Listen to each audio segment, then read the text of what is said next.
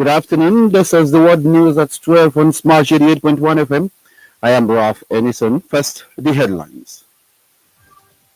Edo PDP Godalos rejects tribunal judgment, proceeds to appeal court. Bello Tuji kills 11 farmers after Salah visit in Sokoto. Hambateku rescues 28 Ghanaians, recovers ransom. And on the foreign scene, U.S. tariff measures are highly unreasonable. Taiwan. And in business, World Bank lends Nigeria 1.08 billion for education, nutrition, economic boost. And in sports, Super Eagles rise up one spot in latest FIFA ranking. Stay tuned. Details coming up shortly.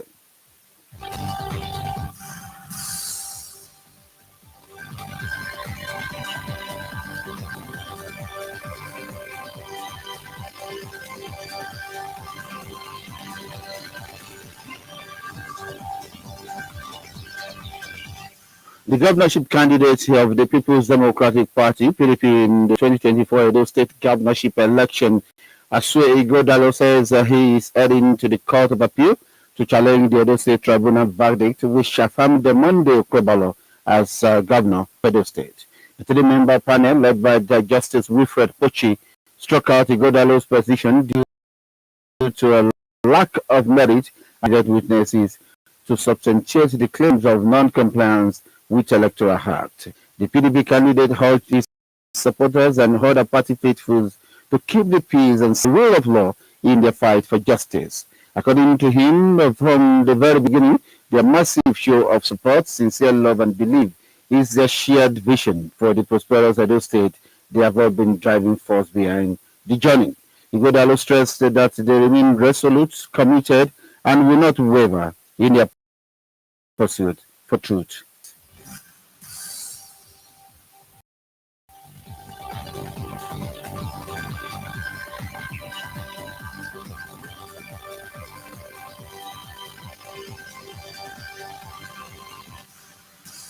Two soldiers from the 32 Battalion Kalapanzi Barracks have been attacked by the army, attacked by the armed assailants at Baba Saura in Kaduna State. This was made known by Zagazola Makama, a counter-insurgents expert focused on the Lake Chad region, in a post on his ex-handle. Makama declared that he was informed by intelligence sources that three attackers armed with sophisticated weapons shot the soldiers, leaving one corporal, James Sonny Unknown, dead, and Private Ibrahim Bazala injured. The security expert stated that the assailants stole two AK-47 rifles from the soldiers before fleeing the scene. According to the reports, the victims were rushed to the 44 Army Reference Hospital, where Corporal James was confirmed dead, while Private Bazala is receiving medical treatment for his injuries. Makama revealed that the assailants were tracked to the jail to Kaduna, where a silver Toyota Corolla, following a coordinated operation by the military, police, and vigilante groups. Notorious bandit Bello Tuji has reportedly killed 11 farmers in Lungu Town. It's a local government area of Sokoto State. The attack, which occurred in the early hours of Wednesday, happened as Tuji and his men were returning from a Salah visit. The resident of Isa, Basharu Al-Time Giyawa, confirmed the killing, stating that locals had been aware of Tuji's planned visit to the eastern part of Gatawa in Sabon Benin local government area since Saturday. He said the community had alerted security agencies about the movement of the bandit leader, but received no effective response. He blamed the attack on the failure of the security to act on intelligence provided by the residents. Operatives of the Ondo State Security Network condemned and put about 28 Ghanaians kidnapped and held other area of Akure, Ondo State capital. The Moteku cops and the Ghanaian were lured by a 28-man syndicate under the false pretense of procuring United States of America visa for them after paying about $1,500 $200,000 respectively. Upon arrival, they were kidnapped and held hostage by the syndicate until they lured another victims. The Ondo State Amotekun operatives also received the 210,000 from the kidnappers who abducted a family of four and demanded a ransom of 10 million. Commander of Ondo Amotekun Adetunji Adeleye spoke at a press briefing while parading 61 suspects arrested for the kidnapping, courtesan, vandalism, and anti-open grazing. Adeleye said that the recently launched Operation Dada by Governor Lucky Aiyedatiwa conducted coordinated operations in the forest of Akure North and Akure South local government areas of the kidnapped victims. A fully loaded Lagos ferry service lacked ferry passengers both at Igbegaiko caught fire at the Ipakudu ferry terminal in Ikorodu local government, Lagos, Nigeria, shortly after departing for Victoria Island. The incident occurred at approximately 6:45 a.m., sending panic among passengers. However, the Lagos State Waterways Authority LASWA safety officer responded promptly to the distress call, rescuing all passengers and crew on board. Although no casualties were recorded, but 4 passengers suffered minor injuries and are currently receiving medical attention. To the LASWA, their emergency response team worked closely with the live report operators and first responded to manage the situation effectively. You're listening to the World News at 12 on Smash 88.1 FM. More stories to come on the foreign scene in business, sports, and entertainment. Stay anywhere. Are you bothered about how to move your business to the next level or how to connect to the right audience for your product and services? Smash 88.1 FM is right here to bring your wishes to reality. We create a platform to project your small and large scale businesses as well as all your announcements to the world at affordable prices. For more information, contact our marketing team via 0813 497 8786 0803-497-8786 or visit our office at Okete Midiri off Abiola Way, Abeokuta, Ogun State. Come over to Smash 88.1 FM and let's bring your product, services, messages, and announcements to your target audience. Hello, mommy. Mo fẹ́ fún dábàá yẹn lówó yín kó bá yín kó wá sábúlé mi o. Má ṣe ìjọba ọmọ mi bí ránṣẹ́ sàkáàtì smart cash mi. Mọ́mì, ẹ̀yin náà mọ̀ nípa smart cash.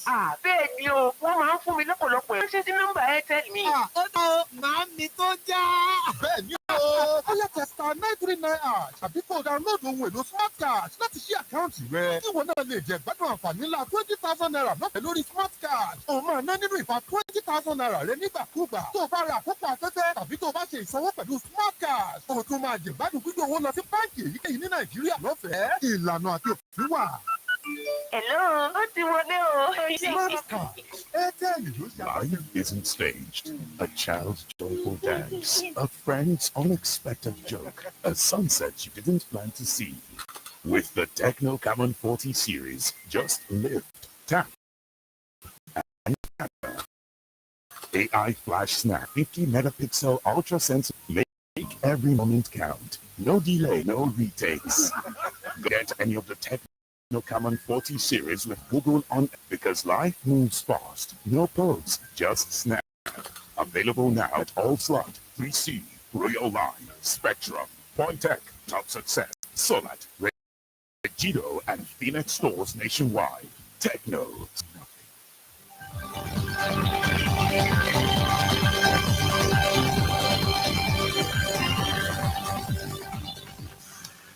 Welcome back. And on the foreign scene, the Taiwan government today have called the newly announced U.S. tariff measures highly unreasonable, vowing to engage in stern negotiation. Responding to the U.S. President Donald Trump's reciprocal tariff policy, the Cabinet's Taiwan Executive Branch said that the 32% tariff on Taiwan was highly unreasonable.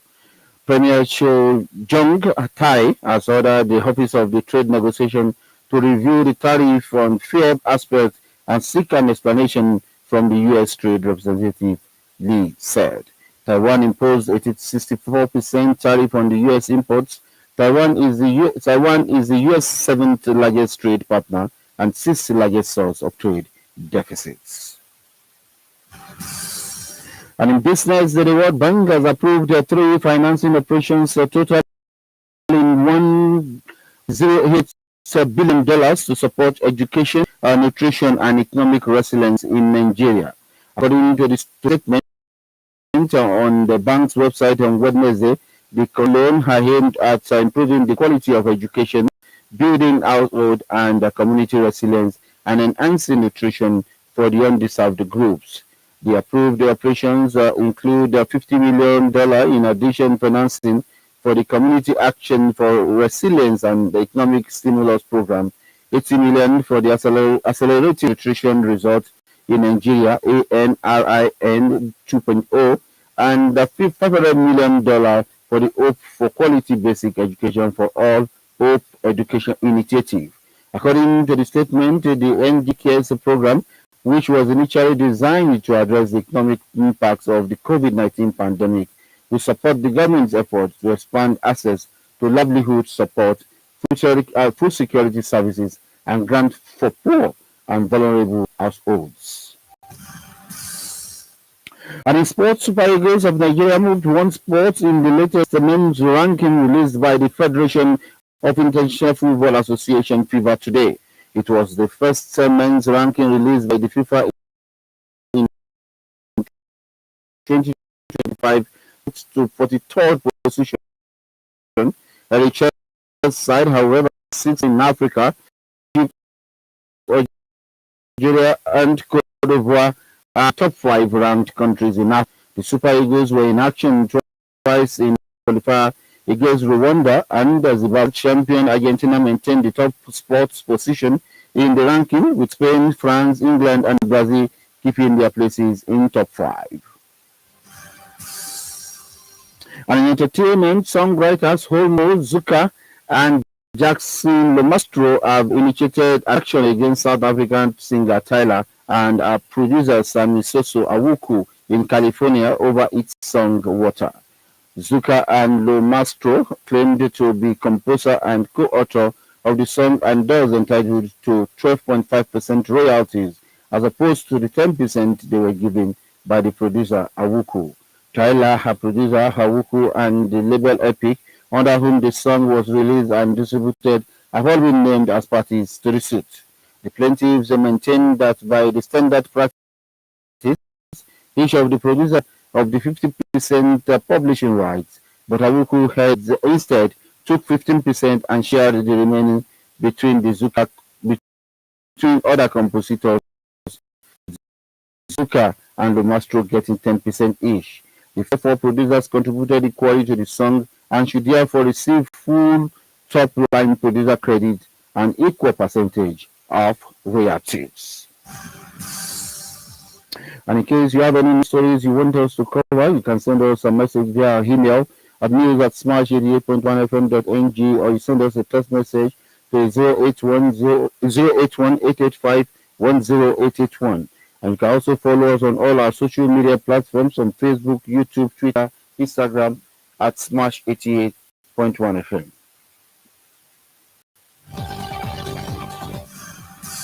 As we wrap up the news, we leave you with this, that peace is not the absence of conflict, but the presence of understanding. Strive to resolve differences through dialogue and not violence. That's the news afternoon on Smash 88.1 FM.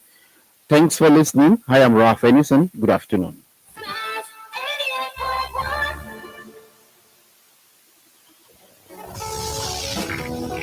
When I'm feeling down or I'm feeling lonely, I just turn up my radio. Smash FM, you know, not the radio. 88.1, not the dial. Nobody knows, nobody better give me this kind of joy. Smash FM 88.1. Smash FM 88.1. Keep listening to 88.1 Smash FM.